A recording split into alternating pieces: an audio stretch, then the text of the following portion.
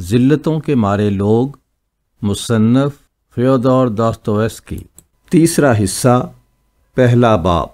دونوں وقت ملے دیر ہو چکی تھی، رات ہو گئی تھی جب میں اس ہولناک خواب سے چونکا اور حال کی دنیا میں واپس آیا۔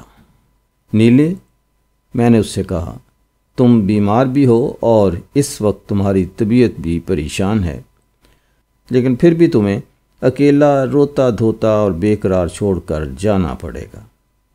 وجہ یہ ہے میری دوست، معاف کرنا، میں تمہیں بتا دوں کہ کوئی اور بھی ہے جس سے پہلے محبت کی جاتی تھی مگر اس کا قصور معاف نہیں کیا گیا۔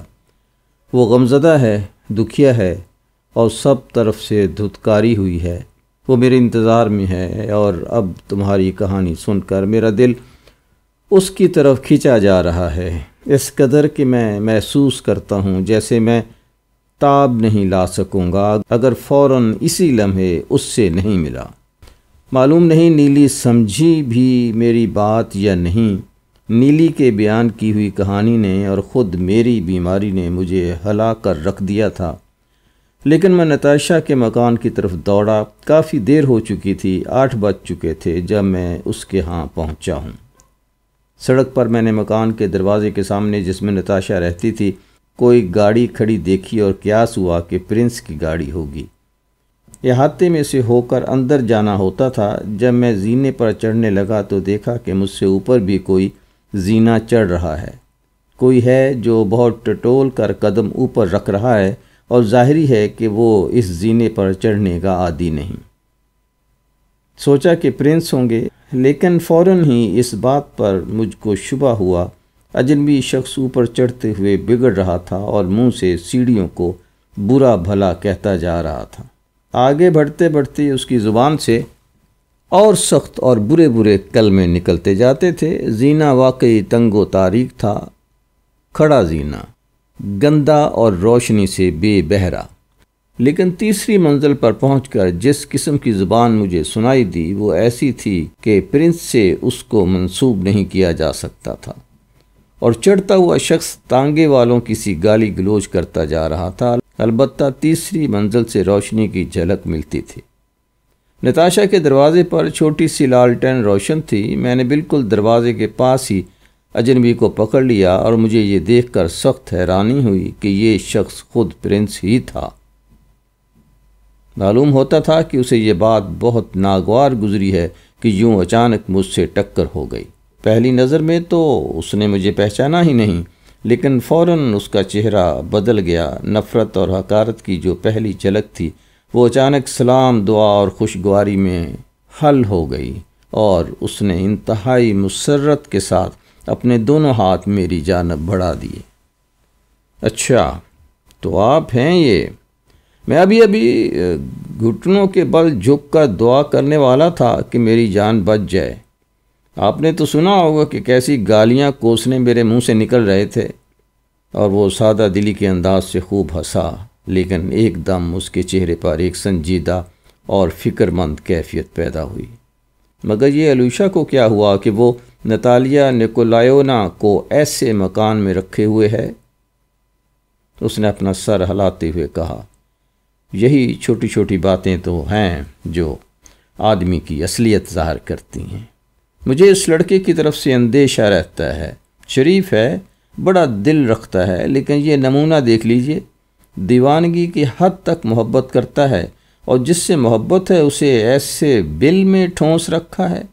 بعض اوقات تو میرے کانوں میں یہ بھنک بھی پڑی تھی کہ گھر میں کھانے پینے کا بھی ٹوٹا رہتا ہے۔ اس نے سرگوشی کے طور پر آہستہ سے کہا، گھنٹی کے لٹکن کو ٹٹولتے ہوئے میرا سر پھٹنے لگتا ہے جب میں الیوشا کے مستقبل پر غور کرتا ہوں، اور اس سے بھی زیادہ اننا نیکولائیونا کے مستقبل پر جب وہ الیوشا کی بیوی بن جائے گی۔ نام لینے میں اس سے غلطی ہو گئی اور اس کا احساس بھی نہ ہوا، کیونکہ گھنٹی کا لٹکن نہ ملنے کی وجہ سے وہ الجھن میں پڑا ہوا تھا۔ گھنٹی اصل میں موجود ہی نہیں تھی۔ میں نے دروازے کی کنڈی کھڑکائی اور ماورا نے فوراً دروازہ کھول دیا اور ہمارے آؤ بھگت میں لگ گئی۔ کھلے دروازے سے باورچی خانے تک جو لکڑی کی دیوار بنا کر چھوٹے سے پیش دالان سے الگ کیا گیا تھا، یہ بات صاف نظر آ رہی تھی کہ کچھ تیاریاں کی گئی ہیں۔ ہر ایک چیز معمول سے مختلف دکھائی دے رہی تھی۔ صاف ستھری جھاڑی پونچھی، چولہے میں آگ جل رہی تھی، میز پر کوئی نئی قسم کا برتن رکھا ہوا تھا۔ صاف یہ لگا کہ ہمارا انتظار کیا جا رہا تھا۔ ماورا ہمارے کوٹ اتروانے دوڑی۔ الویشا موجود ہے؟ میں نے اس سے پوچھا۔ آیا ہی نہیں؟ گویا پراسرار طریقے سے سرگوشی کی۔ ہم نتاشا کے کمرے میں چلے گئے۔ وہاں کسی قسم کا کوئی اہتمام نہیں تھا، ہر چیز جوں کی توں تھی۔ پھر یہ بھی ہے کہ اس کے کمرے میں ہمیشہ اس قدر صفائی اور پاکیزگی رہتی تھی کہ کسی خاص اہتمام صفائی کی ضرورت ہی نہیں تھی۔ نتاشا ہمیں دروازے پر کھڑی مل گئی۔ اس کے چہرے کی اجاڑ کیفیت اور حد درجہ زردی دیکھ کر میں حیران رہ گیا، اگرچہ اس کے سوتے ہوئے گالوں پر لمحے بھر کو چمک اور تمتماہٹ دوڑ گئی۔ آنکھیں تپ رہی تھیں۔ منہ سے کوئی لفظ کہے بغیر اس نے جلدی سے اپنا ہاتھ پرنس کی طرف بڑھا دیا۔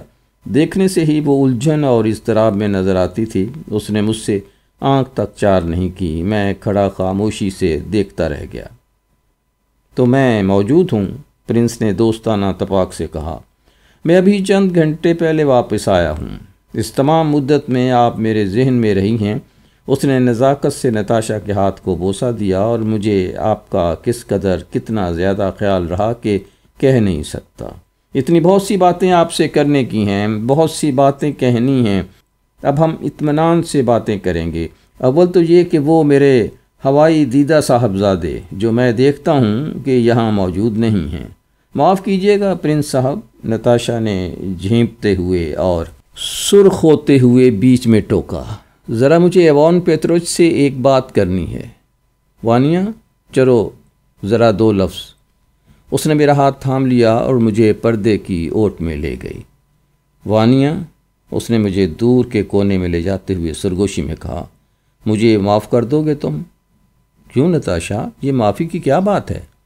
نہیں وانیا، تم نے مجھے بہت بہت معاف کیا ہے، اکثر بار معاف کیا ہے، لیکن آدمی کے صبر و ضبط کی بھی کوئی انتہا ہوتی ہے۔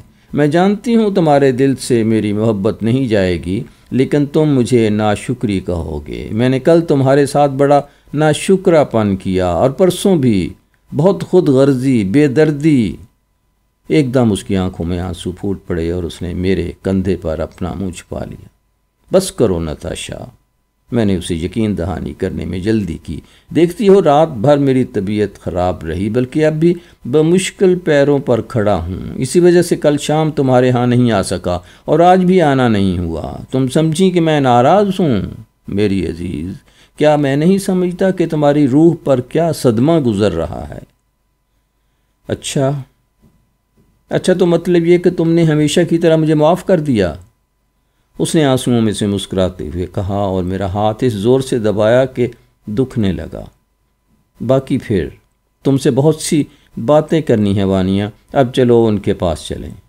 ہاں جلدی کرو، ہم نے انہیں یوں ایک دم اکیلا چھوڑ دیا۔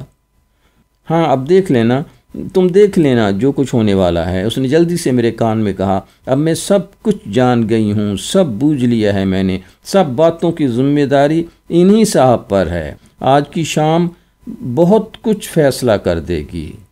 میں کچھ نہیں سمجھا، اور پوچھنے کی مہلت بھی کہاں تھی۔ نتاشا پرنس کی طرف خندہ پیشانی سے بڑھی۔ وہ ابھی تک ہیٹ ہاتھ میں لیے کھڑا ہوا تھا۔ اس نے خوب مسکرا کر اس سے معافی چاہی، ہیٹ اس کے ہاتھ سے لے لیا، کرسی بڑھا دی، اور ہم تینوں اس چھوٹی سی میز کے گرد بیٹھ گئے۔ ہاں، میں جو اپنے ہوائی دیدہ صاحبزادے کا ذکر کر رہا تھا، تو پرنس نے پھر بات کا سلسلہ چھیڑا۔ صرف دم بھر کو وہ نظر آیا تھا، اور وہ بھی سڑک پر، جب وہ کاؤنٹس زینٹونیدا فیودورونا کے ہاں جانے کے لیے گاڑی میں سوار ہو رہا تھا۔ اس پر بہت جلدی سوار تھی، اور آپ یقین کیجئے گا کہ میرے کمرے تک آنے کو گاڑی سے بھی نہیں اترا، حالانکہ 4 دن سے میں باہر تھا۔ اب مجھے یقین آیا کہ میری ہی غلطی ہے یہ، نتالیا نیکولائیونا، کہ وہ یہاں موجود نہیں اور ہم اس سے پہلے ہی آ پہنچے۔ میں نے موقع سے فائدہ اٹھا کر کاؤنٹس صاحبہ کے ہاں پیغام اس کے ذریعے بھجوا دیا۔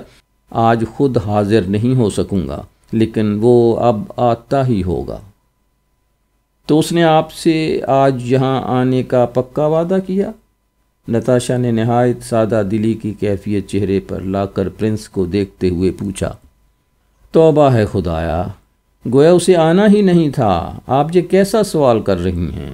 وہ تعجب سے اس کی صورت دیکھ کر چیخ پڑا۔ اچھا تو سمجھا میں، آپ اس سے خفا ہیں۔ ہے تو یہ واقعی اس کی غلطی کہ سب کے سب پہنچ چکنے کے بعد وہ پہنچے، مگر میں پھر آپ سے کہتا ہوں کہ یہ قصور میرا ہے۔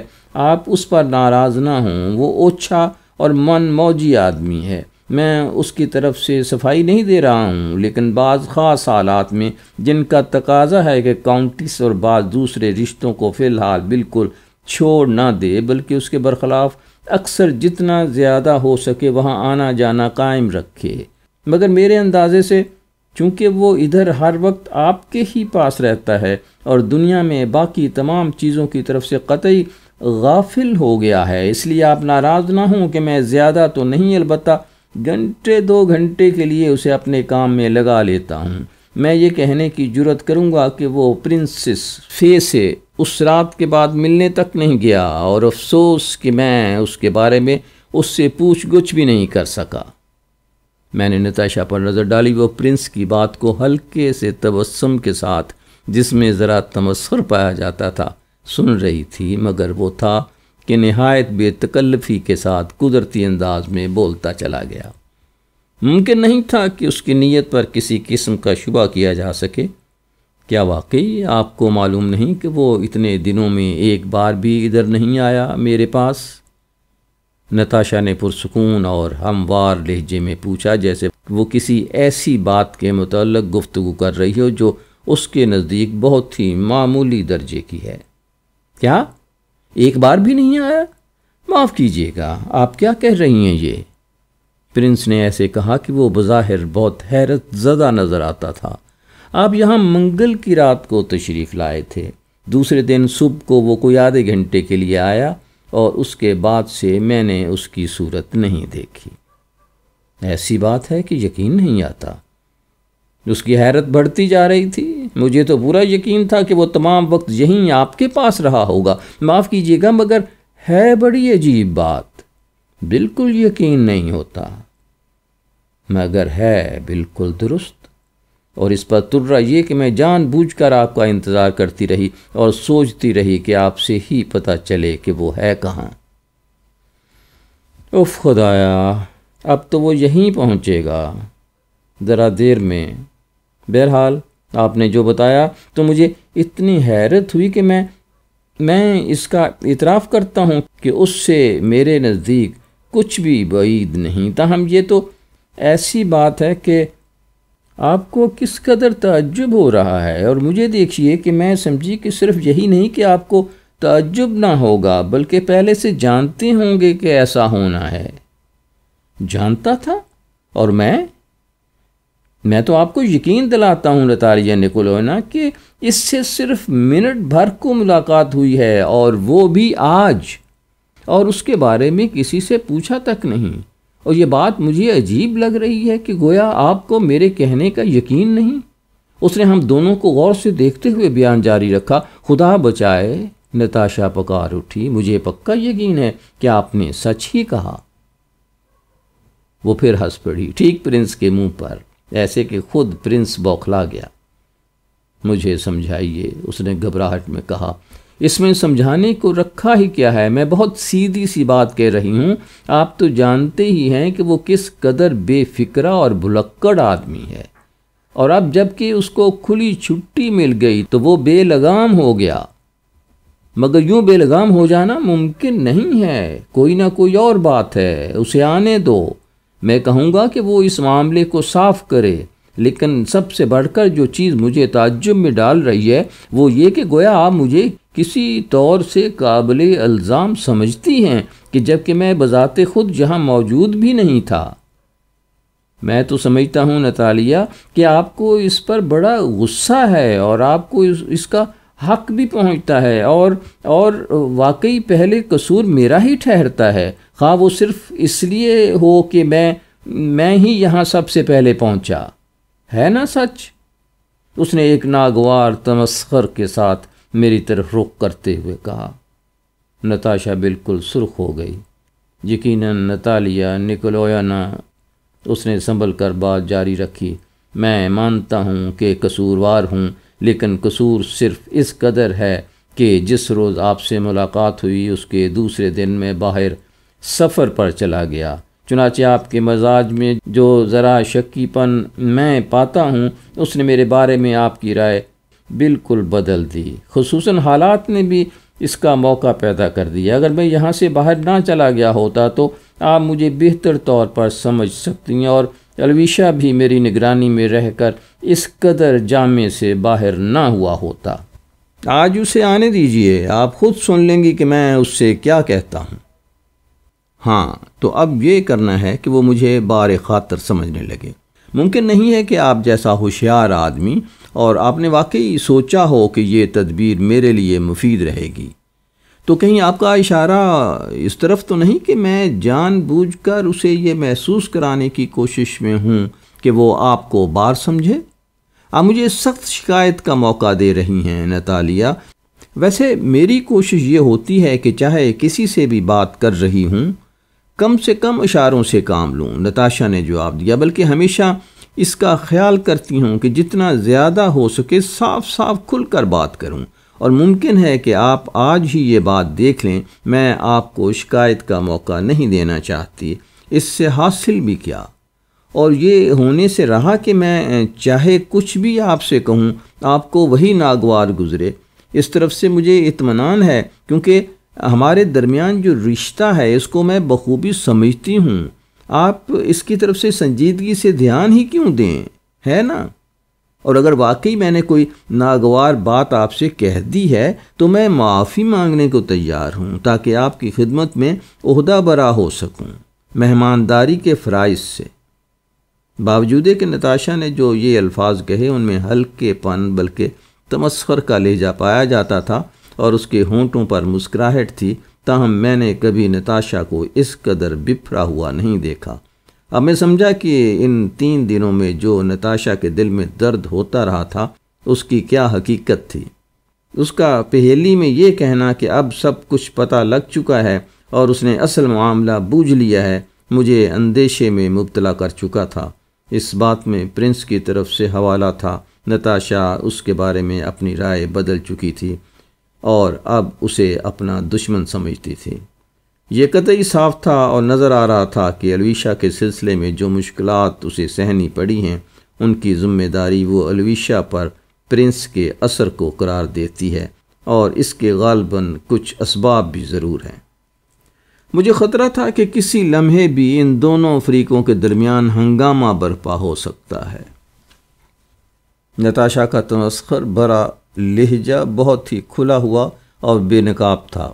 پرنس سے اس کے آخری الفاظ کہ آپ ان رشتوں کی طرف سنجیدگی سے دھیان ہی کیوں دیں گے، مہمانداری کے فرائض کے بارے میں اس کا جملہ، اس کا وعدہ ایک دھمکی کے طور پر کہ دیکھ لینا آج ہی رات کو سب صاف صاف منہ پر کہہ ڈالوں گی، ان سب باتوں میں طنز کی دھار اتنی تیکھی اور بے نیام تھی کہ ممکن نہیں جو پرنس اسے نہ سمجھا ہو۔